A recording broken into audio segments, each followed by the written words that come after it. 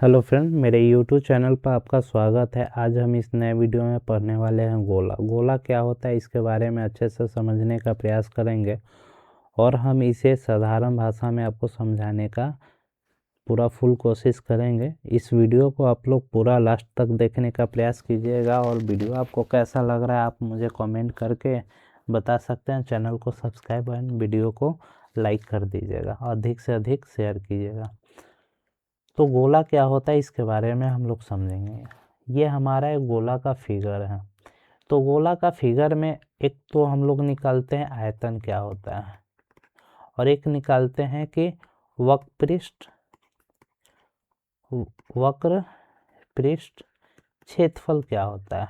ये कहाँ से निकालते हैं? तो आयतन की बात करें तो कहने का मतलब है इस गोले के अंदर कितनी जगह है, कितना स्थान है, इसकी क्षमता कितना है, इसमें कितना वस्तु को रख सकते हैं, इसकी कैपेसिटी निकालने की क्रिया को ही हम लोग आयतन बोलते हैं। कि इसके अंदर कितना स्पेस है, खाली स्थान है या इसकी क्षमता है, तो इसको आयतन बोलते हैं। तो गोले का आयतन होता है 4/3 पाई आर क्यूब होता है। वक्रपृष्ठ क्षेत्रफल कहने का मतलब है कि ये गोला के बाहरी का क्षेत्रफल निकालते हैं। मतलब कहने का मतलब ये लगभग कितनी जगह किसी चीज़ को छेका हुआ है वो हम लोग निकालते हैं। तो वो क्या होता है? वक्रपृष्ठ क्षेत्रफल, यानी इसके बाहरी एरिया को हम लोग जो वैल्यू निकालते हैं उसको वक्रपृष्ठ क्षेत्रफल बोलते हैं। तो ये क्या होता है? 4πr²। तो आशा करते हैं आपको इतना समझ में आ गया होगा। नेक्स्ट है हमारा कि गोले का आयतन। तो गोले का आयतन तो बताएं क्या होगा? 4/3 पाई आर क्यूब होता है। तो इसमें लिखा हुआ है कि किसी गोले के अंदर के कुल स्थान या उसकी क्षमता को ही हम लोग आयतन बोलते हैं। इसका सूत्र यहाँ पे लिखा हुआ है। नेक्स्ट है हमारा गोले का पृष्ठीय क्षेत्रफल। तो गोले का पृष्ठीय क्षेत्रफल πr² होता है। तो इसमें दिया हुआ है कि गोले की बाहरी सतह का कुल क्षेत्रफल निकालने के लिए सूत्र लगाते हैं कौन सा? 4πr²। तो आशा करते हैं आपको इतना समझ में आ गया होगा। तो हम लोग क्वेश्चन करते हैं। क्वेश्चन आपको कैसा, मतलब क्वेश्चन आपको बहुत अच्छा इसमें रखा गया है। आशा करते हैं कि आपको बहुत अच्छा लगेगा।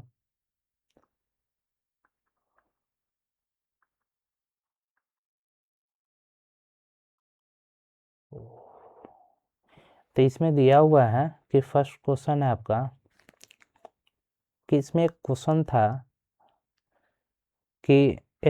था कि एक बड़ा गोला है।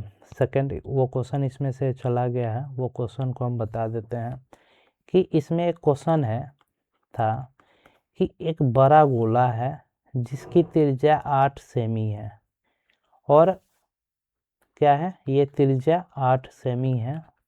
इसमें क्या बोला गया है कि 1 सेमी त्रिज्या की कितने गोली बनाई जा सकती है, कितनी गोली या बनाई जा सकती है, ये निकालेंगे। ये क्वेश्चन हट गया है। तो कहने का मतलब है कि एक बड़ा गोला है 8 सेमी का जिसकी त्रिज्या 8 सेमी है। इसमें छोटे गोले के रूप में यानी 1 सेमी त्रिज्या के रूप में गोलियां बनाई जा सकती है। तो कितना इसमें गोली बनेगा? तो बड़ा गोले की आयतन भागा छोटे गोले का आयतन कर देंगे तो टोटल कितनी गोलियां बनेगी बड़ा में से 1 सेमी की कितनी गोली बनेगी वो निकल जाएगा। तो बड़े गोले का आयतन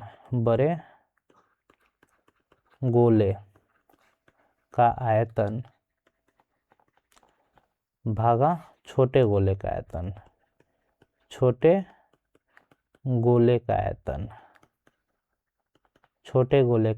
है। बड़े गोले का आयतन क्या है? 4/3 पाई 8 है का क्यूब, क्योंकि गोले का आयतन क्या होता है? 4/3 पाई आर क्यूब होता है। छोटे गोले का आयतन क्या होगा? 4/3 पाई, त्रिज्या कितना दिया हुआ है? 1 सेमी, तो 1 क्यूब। तो 4/3 से 4/3 पाई से पाई कट गया। अब बचा क्या, 8 का क्यूब बटा 1 का क्यूब। 8 का क्यूब कितना होता है, 8 8 64, 48 3 51, 832, 512 बटा 1। तो 1 से 512 में भाग देंगे तो क्या हो जाएगा, 512 राइट आंसर। यानी 1 सेमी की कितनी गोली बनाई जा सकती है, 512। तो आशा करते हैं आपको इतना समझ में आ गया होगा। नेक्स्ट है हमारा क्वेश्चन कि पीतल के 3 ठोस गोले की त्रिज्या क्रमशः 3 सेमी, 4 सेमी, 5 सेमी की है। इनको पिघलाकर एक बड़ा ठोस गोला बनाया गया। इस नए गोले का व्यास एवं त्रिज्या निकालें। तो कहने का मतलब है कि इसमें 3 तरह का गोला है, 1 2 3, जिसकी सबकी त्रिज्या अलग है। फर्स्ट की त्रिज्या 3 सेमी, सेकेंड की त्रिज्या 4 सेमी और थर्ड की त्रिज्या 5 सेमी है। इन सभी गोले को पिघलाकर एक बड़ा गोला बनाया जाता है। इस बड़े गोले का त्रिज्या कितना होगा ये आपको निकालना है। तो आशा करते हैं आपको ये चीज़ अब समझ में आ गया होगा। तो कहने का मतलब इसमें कौन सा फार्मूला लगाएंगे, तो सभी को पिघलाना है तो इसकी आयतन क्या है ये निकालेंगे। तो इन सभी की आयतन को क्या करेंगे, हम लोग जोड़ देंगे। तो फर्स्ट गोले का आयतन क्या होता है, 4/3 पाई आर क्यू जोड़ 4/3 पाई आर क्यू R2 जोड़ ये R1 है, ये R2 है, 4/3 पाई R3 का whole cube equal to 4/3 pi RQ। यानी ये किसका फार्मूला है, ये बड़े गोले का फार्मूला है, ये इसका फार्मूला, ये इसका फार्मूला है। तो आशा करते हैं आपको इतना तो समझ में आ गया होगा। नेक्स्ट इसमें आप देखेंगे कि तीनों में क्या कॉमन आ रहा है, 4/3 कॉमन आ रहा है, पाई कॉमन आ रहा है। तो R1 का होल क्यू, R2 का होल क्यू, R3 का होल क्यू। तो आशा करते हैं आपको इतना समझ में आ गया होगा, इक्वल टू 4/3 पाई RQ। तो आप देख रहे हैं 4/3 पाई, 4/3 पाई ये सब कट गया। तो बचा क्या, R1 का होल क्यू जोड़ R2 का, हाँ यहाँ बचा क्या हमारा, R1 का होल क्यू जोड़ R2 का होल क्यू जोड़ R3 का whole cube equal to RQ। यही तो बचा। तो सभी की त्रिज्या कितना दिया हुआ है, 4 3 5।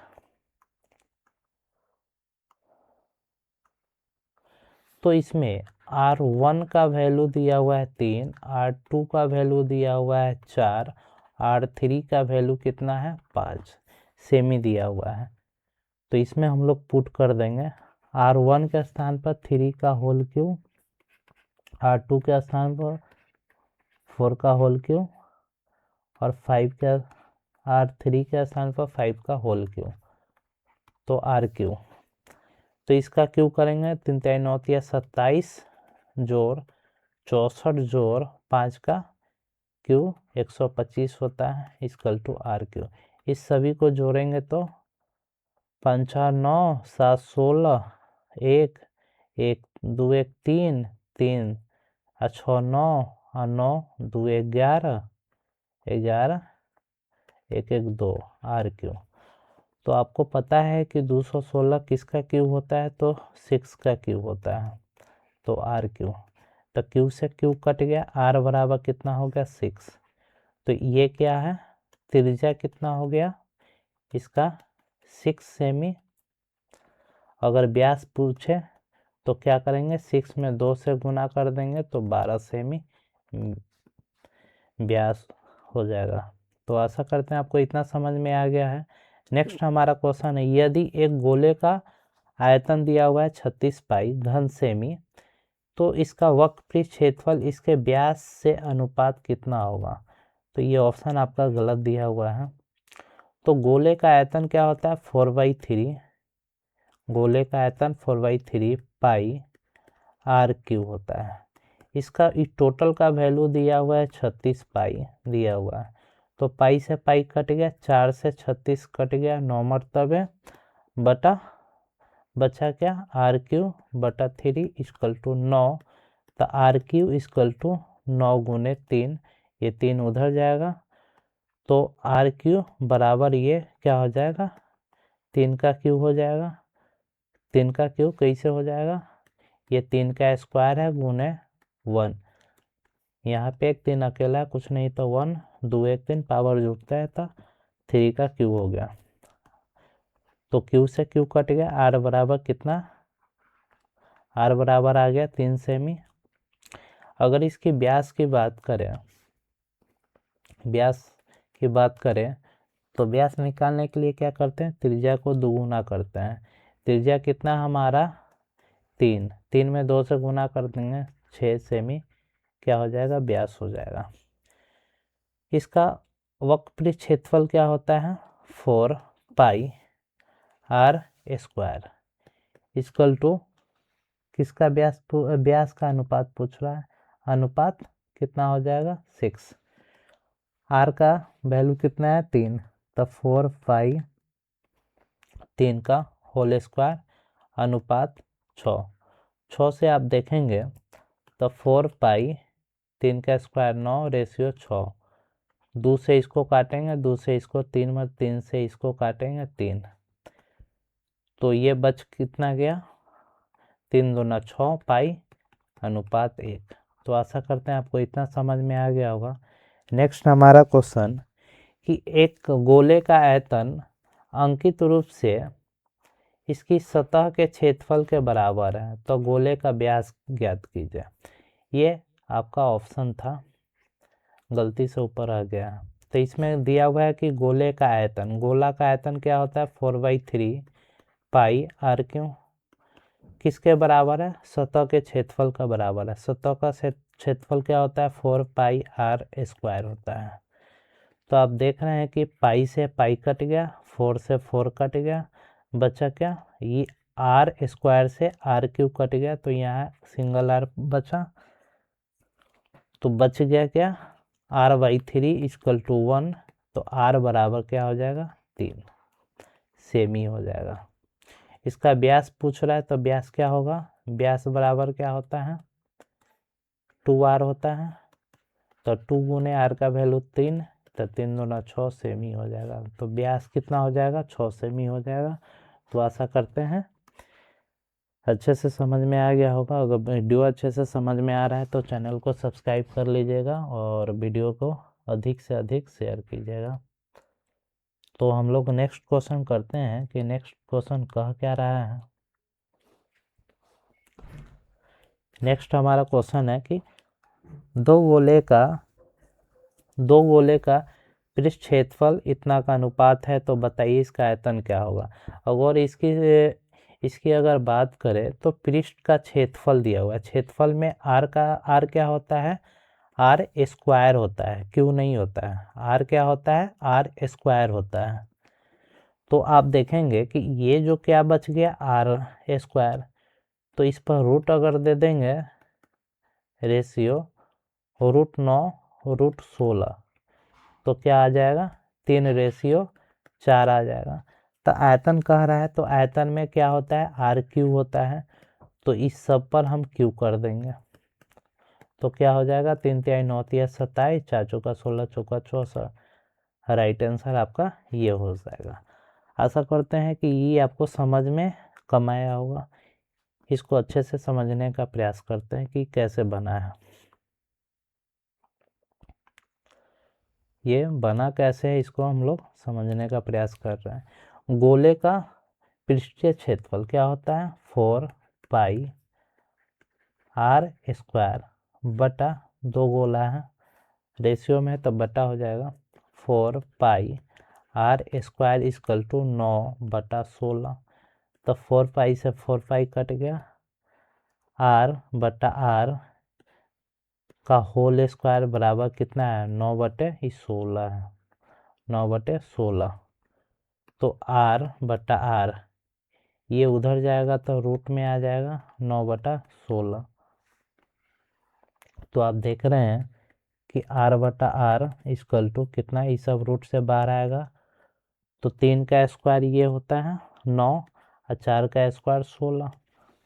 तो बड़ी आर का वैल्यू 3 और छोटी आर का वैल्यू 4। इसी प्रकार से आप देखेंगे कि गोले का आयतन क्या होता है 4/3 पाई आर क्यू रेशियो 4/3 पाई, इसमें आप छोटा वाला लिख लीजिए, इसमें बड़ा वाला क्यू। तो आप देख रहे हैं 4/3 कट गया, पाई से पाई कट गया, बचा क्या आर क्यू अनुपात आर क्यू, छोटी आर क्यू बड़ी आर क्यू। तो बड़ी आर, आप इसको एक्सचेंज कर लीजिए नहीं तो कंफ्यूजन होगा, ये बड़ी आर इसको करते हैं, 1 मिनट।